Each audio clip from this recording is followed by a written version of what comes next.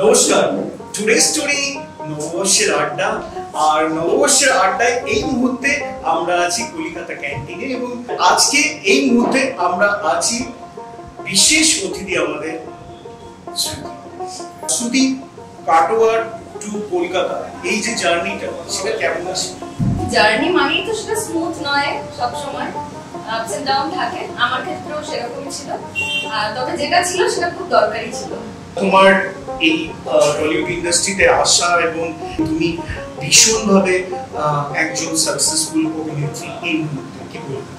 দেখো, এখন সাকসেসফুল কিনা বলতে পারবো না, তবে হ্যাঁ, যে জিনিসটা ভালোবাসি সেই জিনিসটার সঙ্গে যাপন করতে পারছি, সেই জিনিসটা এখন আমার রক্তের সঙ্গে মিশে গেছে।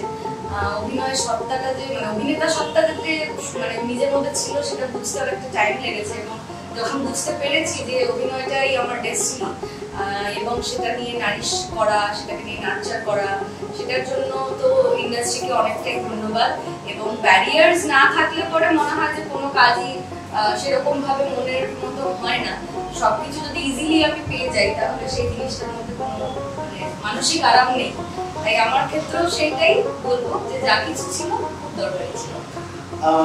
তোমার জীবনের অন্যতম মাইলস্টোন হচ্ছে রানাবু, এবং রানাবুয়ের ক্যারেক্টারের মধ্যে প্রবেশ এবং দীর্ঘ 1 বছরেরও বেশি সময় ধরে এই সিরিয়ালটা জি বাংলাতে চলেছে এবং মানুষ ভীষণভাবে এই সিরিয়ালটাকে ভালোবেসেছে। রানাবু আমার জীবনে সত্যি একটা মাইলস্টোন, বিকজ রানাবুয়ের আগের 1 বছর আমার হাতে কোনো কাজ ছিল না এবং সেই 1 বছর কর্মহীন একটা জীবন কাটানোর পর যখন হঠাৎ করে রানাবুয়ের অফার আসে আমার কাছে, সেটা সত্যি ভীষণ একটা বড় প্রাপ্তি ছিল আমার কাছে। বিরাট কিছু দীর্ঘমেয়াদী না হওয়ায় একটা সঠিক সময় শেষ হওয়ার জন্য কিন্তু মানুষের মনে রানাবু রয়ে গেছে, এটা আমার বিশ্বাস। রঙের হোলি তুমি ভীষণ আনন্দ করে কাটিয়েছো আফটার ম্যারেজ। তো তোমার যেটা ট্যাগলাইন ছিল রং খেলবেন কিন্তু বদলাবেন, তো এই যে ব্যাপারটা, ইন্ডিকেশনটা তুমি কাদের উদ্দেশ্যে বলেছো? না, এটা কোনো ইন্ডিকেশন ছিল না। এই টি-শার্ট ব্র্যান্ডটা আমাকে ভীষণ ভালোবেসে কয়েকটা অপশনস পাঠিয়েছিলেন এবং আমার তার মধ্যে থেকে এটা ভীষণ ইন্টারেস্টিং লেগেছে। কেন লাগলো ইন্টারেস্টিং? হঠাৎ কেন ইন্টারেস্টিং লেগেছে? কারণ আমরা নিজেরা মানুষরা কি বলবো, একই রকমের নই আর কি, ইনক্লুডিং অল, আমরা বললাম সেক্ষেত্রে। কারণ আমি কাউকে ইন্ডিকেট করার আগে আমি নিজেকে আগে সবার আগে জাজ করি যে আমি পারফেক্ট কিনা, তবেই আমি অন্য মানুষের দিকে এমন করতে পারবো। এটা নিতান্তই ভীষণ মিষ্টি একটা বিষয় যে আমরা যারা আর কি তোমার সঙ্গে আজকে আমার ভালো সম্পর্ক, 2 দিন পর যদি তুমি আমাকে অ্যাটিটিউড দেখে বেরিয়ে যাও, সেইটাও আমার কাছে রং বদলানো।